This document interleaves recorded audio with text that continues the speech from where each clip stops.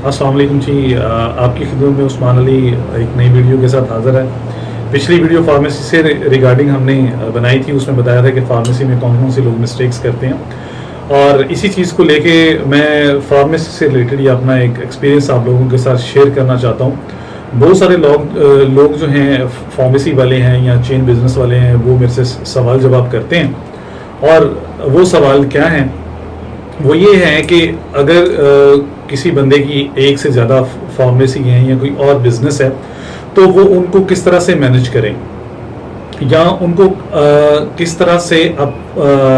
अपने सिस्टम को वो बेहतर करें, और क्या चीज़ें वो अपने बिजनेस में इम्प्लीमेंट करें ताकि उनका बिजनेस जो है वो ग्रो कर सके। तो मैं आपको यहाँ पे कुछ चीज़ें बताना चाहता हूँ। अगर आप कोई ना कोई सिस्टम कोई सॉफ्टवेयर यूज़ कर रहे हैं, ठीक है, तो आपको पता हो कि आपने अपने सिस्टम जो आप करंटली इस्तेमाल कर रहे हैं उनमें आपको कौन कौन सी रिपोर्ट्स जो हैं जो हों जिनसे आपका जो है वो बिज़नेस ग्रो कर सकता है या बेहतर हो सकता है। चूँकि कोई भी चीज़ है, अगर आपकी एक से ज़्यादा बिजनेस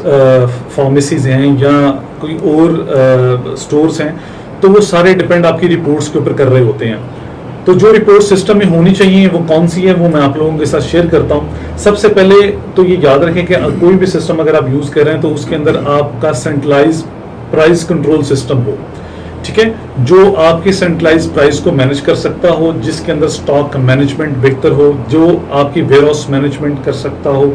जो आपकी सप्लाई चेन को मैनेज कर सकता हो, जो आपके आइटम की एक्सपायरी को सेंट्रलाइज कंट्रोल कर सकता हो, जो आपकी जो डिलीवरीज हैं, जो बहुत सारे बिजनेस है जो होम डिलीवरी मॉडल पे हैं, वो मैनेज कर रहे हैं और वो मैनुअल तरीके से कर रहे हैं, मतलब फुल कॉल्स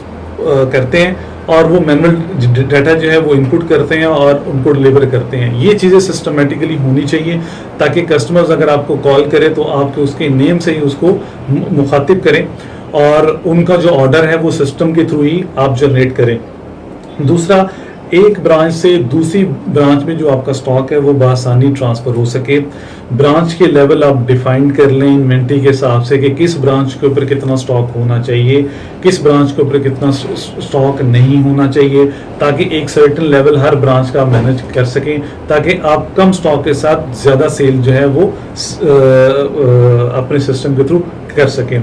उसके अलावा आपने ब्रांच टू ब्रांच का कंपैरिजन आपके सामने हो कि मेरी कौन सी ब्रांच जो है वो प्रॉफिट दे रही है, कौन सी ब्रांच आपकी जो है वो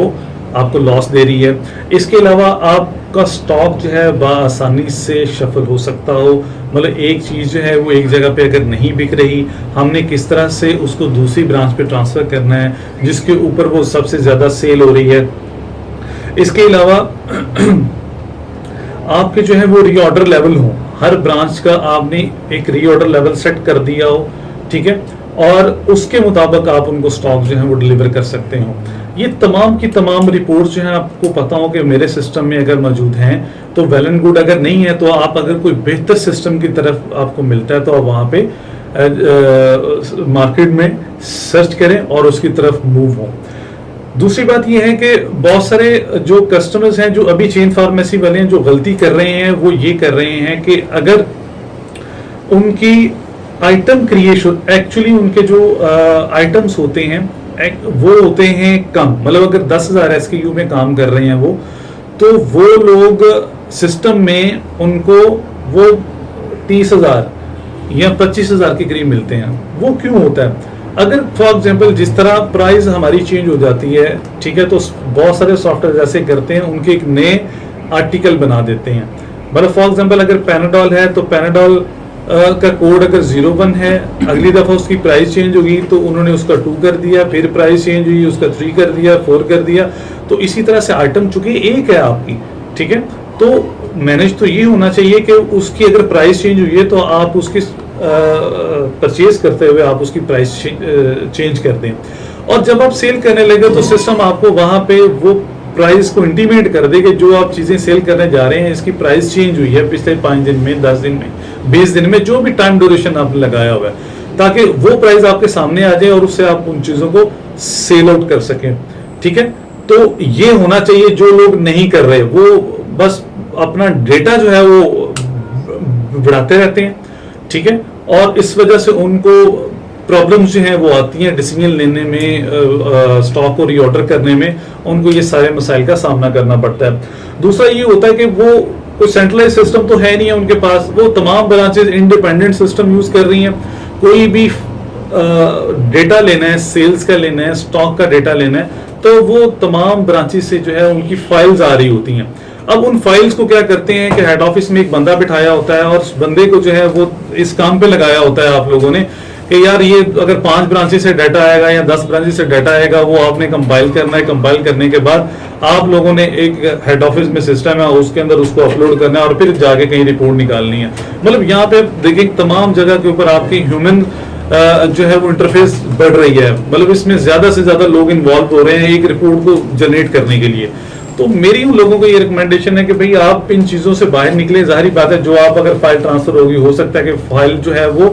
करप्ट हो जाए आपकी, ठीक है, और उसमें डाटा आपको ना मिले। एक्चुअल जो सिनेरियो आप देखना चाहते हैं बिजनेस का, वो तो आपके सामने आता ही नहीं है।